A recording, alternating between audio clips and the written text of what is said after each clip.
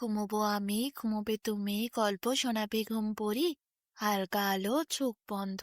চলো একটা গল্প শুনি, রাতের গল্প বাংলায়। আজকের গল্প দুঃখী চাষি। গ্রামে গরিব চাষি ছিল, তার নাম ছিল মোহন। মোহন তার স্ত্রীকে নিয়ে আর এক ছেলেকে নিয়ে থাকতো। মোহনের খুবই অভাবের সংসার, সে অনেক গরিব। তার ছেলে কয়েকদিন ধরে মাছ ভাত খেতে চাইছে, কিন্তু মাছ সে ছেলেকে এনে দিতে পারছে না। খুবই দুঃখ তা নিয়ে মোহনের। প্রতিদিন পান্তা ভাত, পেঁয়াজ আর আলু সেদ্ধ খেতে ভালো লাগে না তার ছেলের। একদিন বাবাকে আবদার করে বলেছিল একটু মাছ আনবে, তাও মোহন এনে দিতে পারল না। দুঃখের আর শেষ নেই তার সংসারে। মোহন গরিব চাষি, খুবই কষ্টে সে একটি জমিতে চাষ করে। জমিটি অবশ্য তার নিজের নয়, জমিদারের জমি। তাই জন্যই চাষের 3 ভাগ ফসলের টাকা সব নিয়ে নেয় জমিদার।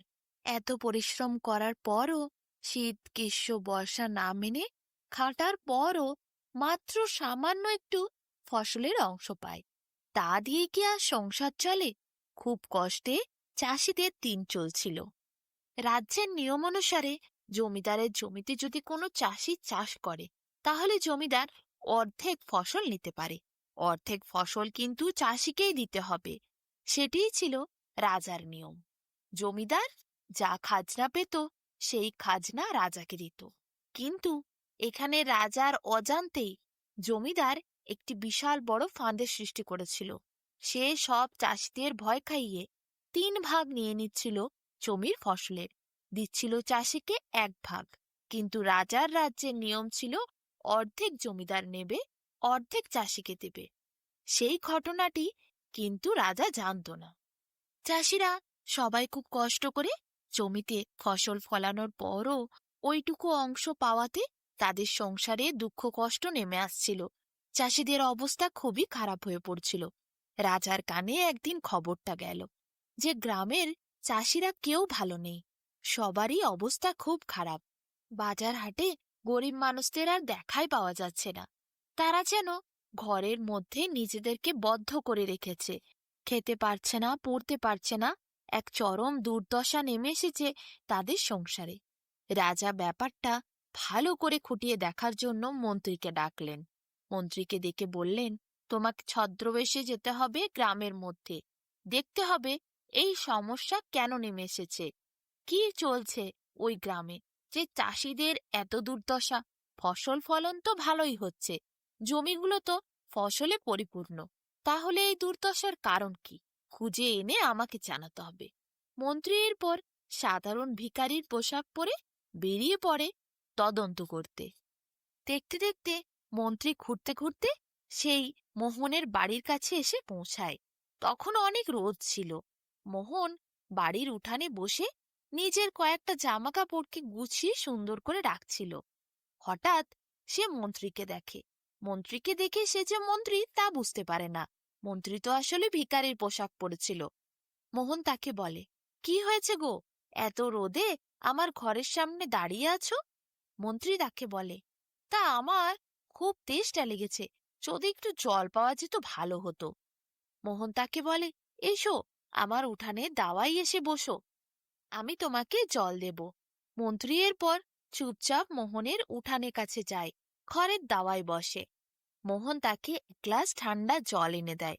মন্ত্রী ঠান্ডা জল খেয়ে খুবই তৃপ্ত হয়।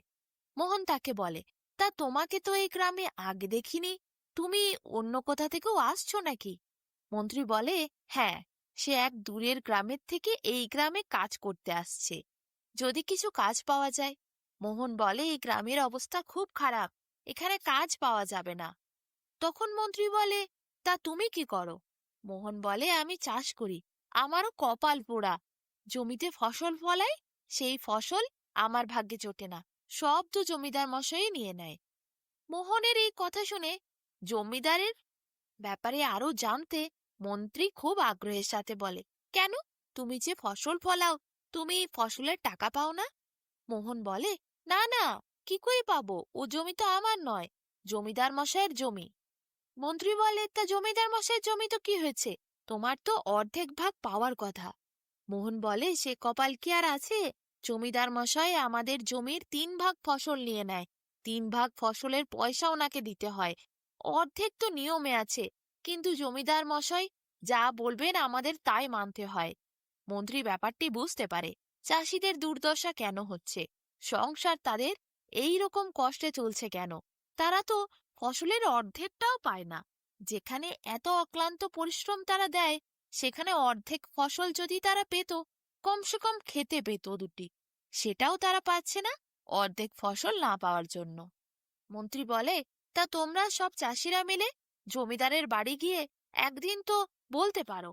মোহন বলে, তা হয় নাকি? জমিদার মশাইয়ের অনেক লোকজন, বড় বড় সব বলবান লোকজন সব সময় জমিদার মশাইয়ের সাথে ঘোরে।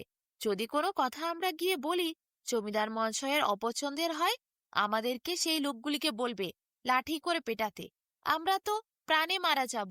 আমাদের ঘর সংসারের কি হবে? যদিও বা একবেলা পান্তা ভাত জুটছে, সেটাও হয়তো আর জুটবে না। মন্ত্রী এরপর সব বুঝতে পারে। বলে, তা ঠিক। তাহলে মনে হয় এই গ্রামে আমার আর কাজকর্ম জুটবে না। মোহন বলে, তুমি ভাই অন্য গ্রামে যাও। অন্য গ্রামে গিয়ে তুমি কাজের চেষ্টা করো। মন্ত্রী বলে, ঠিক আছে, আসি তাহলে।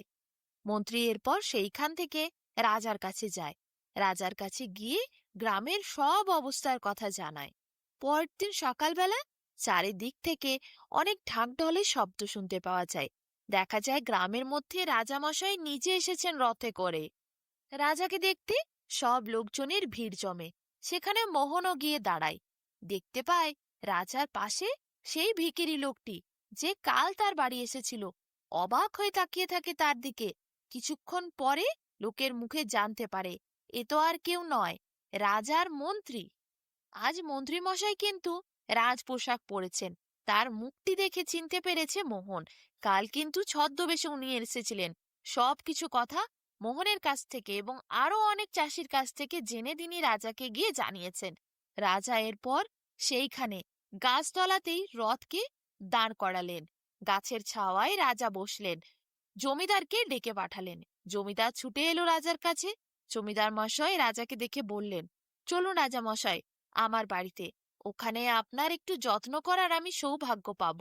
রাজা বললেন, না, আমি তোমার বাড়ি যাওয়ার জন্য আসিনি। চাষিদের সৌভাগ্যকে দুর্ভাগ্য করে এখন তুমি সৌভাগ্য পাবে বলছো? জমিদার তো রাজার সামনে হাত জড়ো করে দাঁড়ায়। সে বুঝতে পারে তার ব্যাপারে নিশ্চয়ই রাজার কানে খবর পৌঁছেছে। রাজা মশাই এরপর সব চাষিদের সামনে বলে, কাল মন্ত্রী মশাই এই গ্রামে এসে চাষিদের কাছে ঘুরেছে ছদ্মবেশে। সব খবর নিয়ে গিয়ে আমাকে বলেছে চাষিরা খুব কষ্টে আছে, দুর্দশায় আছে। তারা এত অক্লান্ত পরিশ্রম করে জমিতে ফসল ফলায়।